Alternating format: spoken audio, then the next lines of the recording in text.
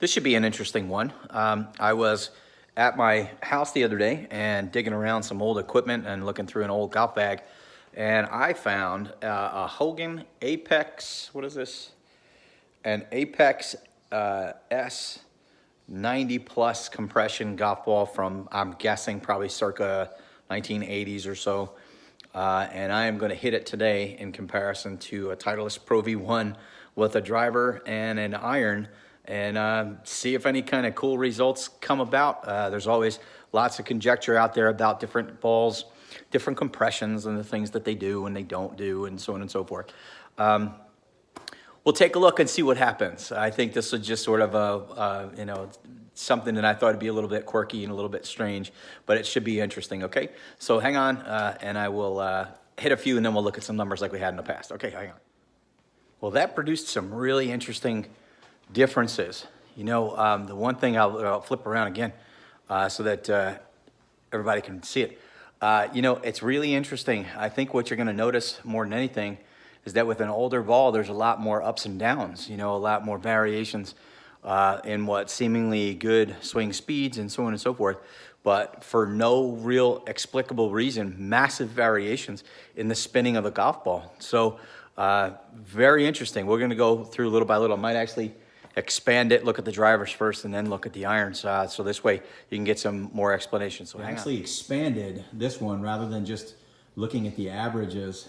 This time I'm looking at each shot so that you can see some very interesting things, right? So from the face angle perspective, again, typical of what would happen with an amateur golfer like myself, with on the lower part is the Pro V1 and the upper one is the Hogan ball.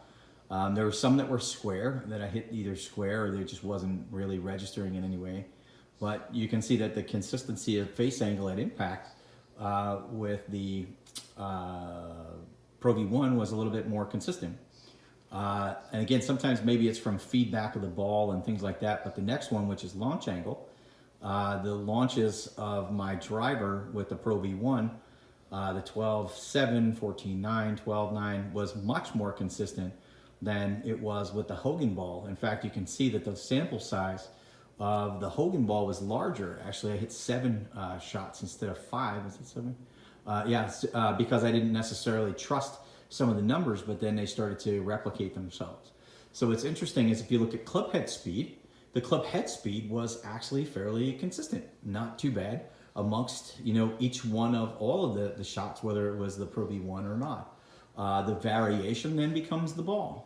Right, the ball speed itself. So you can see with the upper one, which is the again that Hogan ball, on the low was 154, on the high was 161.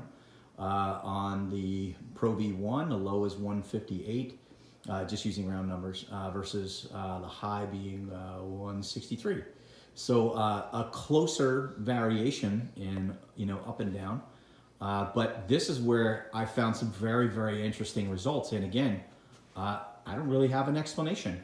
The lower one being the Pro V1, you can see the numbers are fairly consistent, anywhere between 2,500 to just over 3,000 RPMs.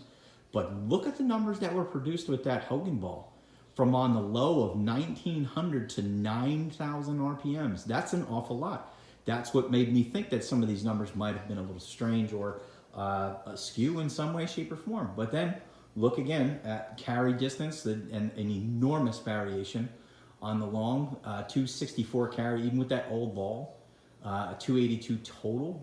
You had a 252 carry, a 288 total. It's a pretty good long way, even for an older golf ball. You can see some comparability with that of the new golf ball, the Pro V1, and its total distance numbers. So, wow, very, very interesting. Obviously, the only thing is that when you're looking at, for instance, that one that says 9,000 RPMs with a 205 carry, it's pretty incredible. Looking at smash factor, which that next one, that 146 and 149 number, that just goes to show you maybe that is the biggest thing going forward about if you want to play good golf, make sure you get a halfway decent golf ball and that it works with you and it's not out of balance or the wrong compression or something along those lines. There's lots of conjecture out there about this stuff, and try it for yourself. That's just sort of an interesting thing. And then when you go up top, if we go up top here, this is now the same text but with a 7 iron as opposed to the driver. It's hiding most of the individual characteristics. So let me pause and lower that. Here we go. This is the 7 iron results. I blanked out the driver so it'd be easier to see. You can see, with the face angle with the iron, there's 0.2 of a degree difference in as far as how squarely I was making contact. You're talking about basically roughly 2 degree difference in launch angle between the Pro V1 and the Apex ball. When you're looking at clip head speed, you can see that there's about a mile per hour, but the ball speed was a massive difference at about 3. The softer, older Apex ball was a lot, as roughly 1,500 RPMs higher. That's pretty significant. With that being said, now when you go into carry, you can see where the result for that would have been, which is a much shorter flying golf ball. Looking at smash factor, then the efficiency goes down. So what's very, very interesting across the board is, from the looks of it, yeah, pretty normally, as you've seen for the last few videos, I'm not always one to be sold on anything that's new or just new technological advances and such. But I tell you what, from what I see and what I remember from when I was growing up playing the game, and balls were very different than they are now, maybe that was a large variation of why it was so hard to play this game. Was the ball and the equipment was, at least from the ball perspective, was so inconsistent from one to the other that it just made a basic play much harder. You can see by those numbers, playing a more modern golf ball that works with you and not against you, even on a basic construction. We're not even talking about super soft compressions. Maybe we'll get involved in that on another one.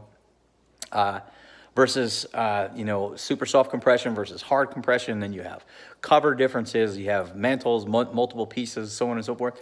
All very interesting. Maybe there is something big time to be said with getting the proper ball and testing out a bunch of different things and being aware of whether or not, multiple piece construction is for you, or a Serling cover, or something along those lines. So very interesting stuff.